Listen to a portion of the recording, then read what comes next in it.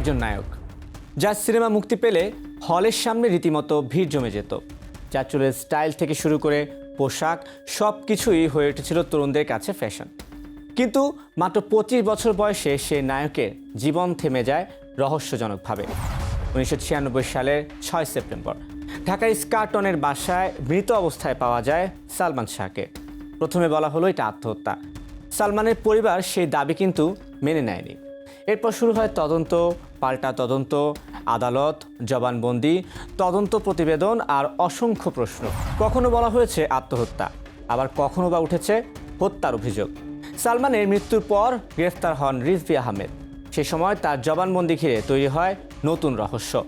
অপমৃত্যুর মামলা, হত্যা মামলা দায়ের করতে সালমানের পরিবার আবেদন করলেও নানা কারণে মামলাটি দীর্ঘমেয়াদী হয়ে যায়। অবশেষে 2025 সালে আদালতের নির্দেশে অপমৃত্যুর মামলাটি হত্যা মামলা করার নির্দেশ দেন। আদালতের নির্দেশে রমনা থানায় সালমানের মামা আলমগীর কুমকুম বাদী হয়ে হত্যা মামলা দায়ের করেন। প্রায় 30 বছর পর সালমান শাহ হত্যা মামলায় গ্রেফতার হয়েছেন অভিনেতা মোহাম্মদ আশরাফুল হক ডন। শুধু তাই নয়, গ্রেফতারের ঠিক আগের দিনই মুখ খুলেন চিত্রনায়িকা শাবনূর। তাহলে প্রশ্ন আসে, সালমান শাহর মৃত্যুর রহস্যের নতুন কোনো দরজা কি খুলেছে, নাকি আবারও সামনে আসছে পুরনো প্রশ্ন? সালমান শাহ কি আত্মহত্যা করেছিলেন, নাকি তাকে হত্যা করা হয়েছিল? চলুন 1996 থেকে আজ পর্যন্ত পুরো ঘটনাটি একবার শুরু থেকে দেখে আসি।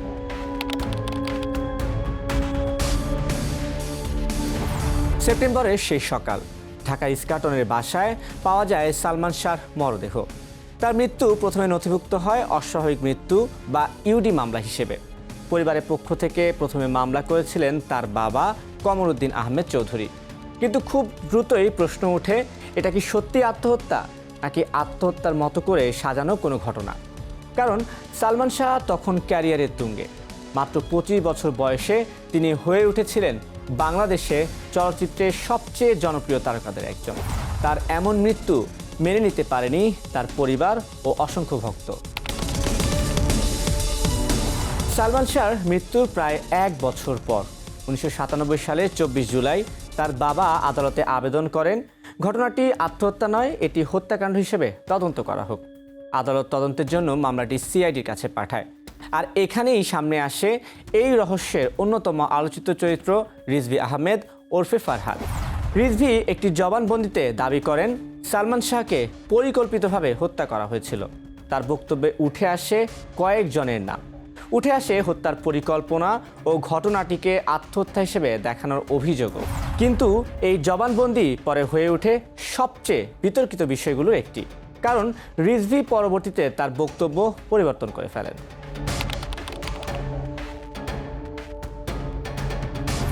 উনিশশো 97 সালের 3 নভেম্বর সিআইডি তাদের তদন্ত প্রতিবেদন জমা দেয়। সিআইডির সিদ্ধান্ত ছিল সালমান শাহ আত্মহত্যা করেছেন, অর্থাৎ হত্যার অভিযোগের পক্ষে তারা পর্যাপ্ত প্রমাণ পায়নি। কিন্তু সালমানের পরিবার এই সিদ্ধান্ত মেনে নেয়নি। শুরু হয় নতুন একটা আইনি লড়াই। একটি মৃত্যু তখন আর শুধু একজন তারকার মৃত্যু নয়, এটি হয়ে ওঠে বাংলাদেশের অন্যতম আলোচিত একটা রহস্যে। সিআইডির প্রতিবেদন নিয়ে আপত্তি জানিয়ে সালমানের বাবা রিভিশন আবেদন করেন। 2003 সালে আদালত বিচার বিভাগীয় তদন্তের নির্দেশ দেয়। প্রায় 11 বছর পর 2014 সালের 3 আগস্ট সেই বিচার বিভাগীয় তদন্ত প্রতিবেদন জমা পড়ে। সেখানেও হত্যার প্রমাণ পাওয়া যায়নি। কিন্তু সালমানের পরিবার থেমে যায়নি, কারণ তাদের প্রশ্ন ছিল, যদি আত্মহত্যাই হয়ে থাকে তাহলে এত প্রশ্নের জন্ম হলো কেন? আর রিজভী সেই জবানবন্দির ব্যাখ্যাই বাকি।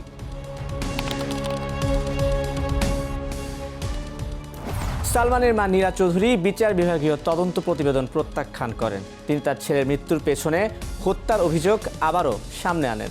পরবর্তীতে র্যাবও বিষয়টি তদন্ত করে, কিন্তু 2016 সালে আদালতের নির্দেশে সেই তদন্ত বন্ধ হয়ে যায়। এরপর তদন্ত চলে যায় পুলিশ ব্যুরো অফ ইনভেস্টিগেশন বা পিবিআই এর হাতে।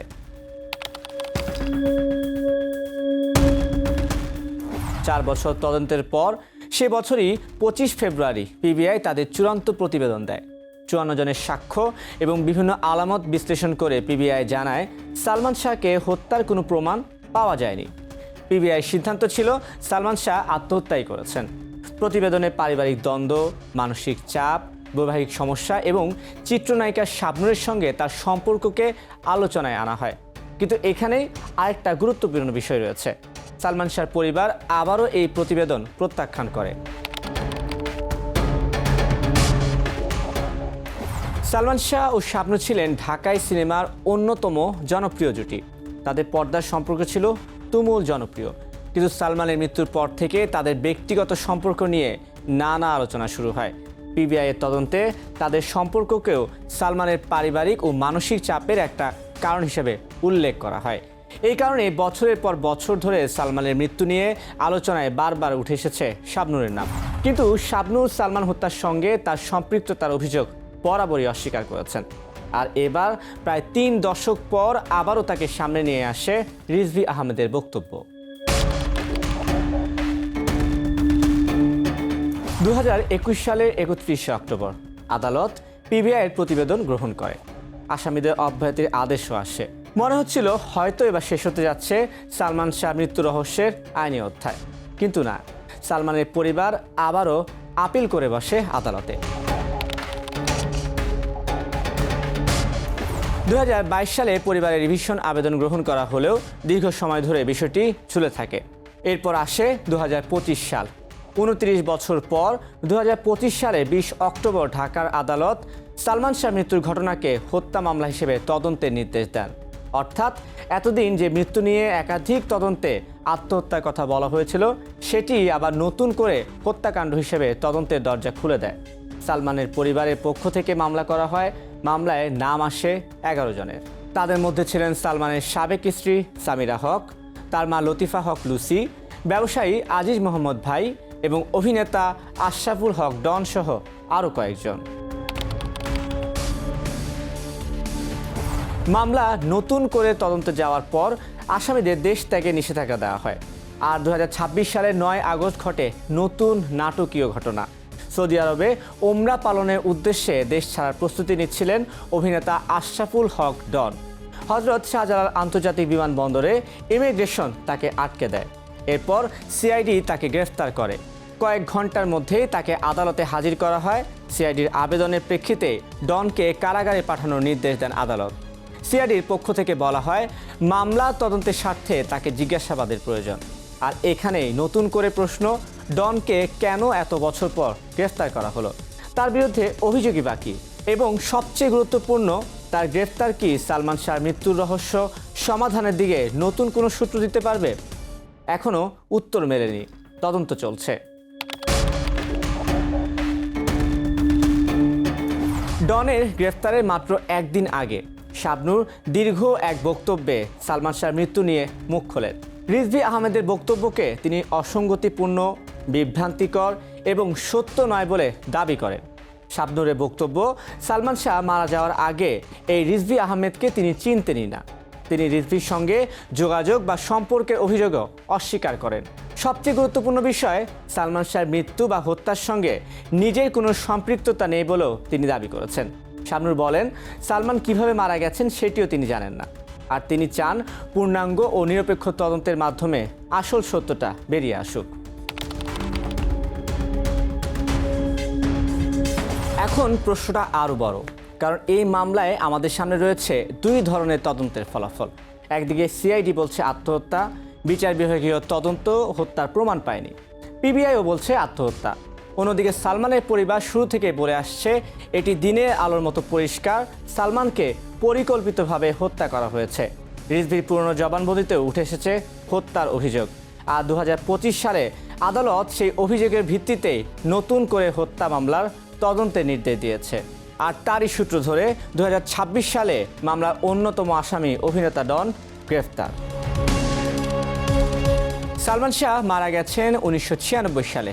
আজ 2026 সাল, প্রায় 30 বছর কেটে গেছে। বদলেছে তদন্তকারী সংস্থা, এমনকি মামলার আইনি অবস্থানও। তবে একটা প্রশ্ন কিন্তু বদলায়নি, সালমান শাহ কীভাবে মারা গেলেন? তিনি কি নিজেই নিজের জীবন শেষ করেছিলেন, নাকি তাকে পরিকল্পিতভাবে হত্যা করে ঘটনাটিকে আত্মহত্যা বলে চালিয়ে দেওয়া হয়েছিল? রিজভীর বক্তব্যে সত্যতাই বা কতটুকু? আর অভিযুক্ত ডনের ভূমিকাটা আসলে কি? সালমানের পরিবার যে অভিযোগ করে আসছে তার পেছনে যুক্তিযুক্ত প্রমাণ কতটাই বা আছে? আর এত বছর পর শুরু হওয়া নতুন তদন্ত সত্যি কি সেই উত্তর দিতে পারবে? এখন সবার মনে একটাই কৌতূহল, ডনের গ্রেফতার মানে সালমান শাহ হত্যা রহস্যে সমাধান নয়, এটি তদন্তের একটা অধ্যায় মাত্র। আর এই অধ্যায় শেষ পর্যন্ত কোথায় গিয়ে থামে সেটি এখন দেখার বিষয়। প্রায় 3 দশক পরও সালমান শাহর মৃত্যু তাই শুধু একটি পুরনো রহস্য নয়, এটি এখনও বাংলাদেশের সবচেয়ে আলোচিত অমীমাংসিত মৃত্যুর ঘটনাগুলোর মধ্যে একটি। সালমান শাহ আত্মহত্যা নাকি হত্যা, উত্তরটা হয়তো লুকিয়ে আছে সেই 1996 সালের 6 সেপ্টেম্বরের কয়েক ঘন্টার মধ্যে। আর সেই উত্তর খুঁজতে আবারও খুলেছে সালমান শাহ হত্যা মামলার ফাইল।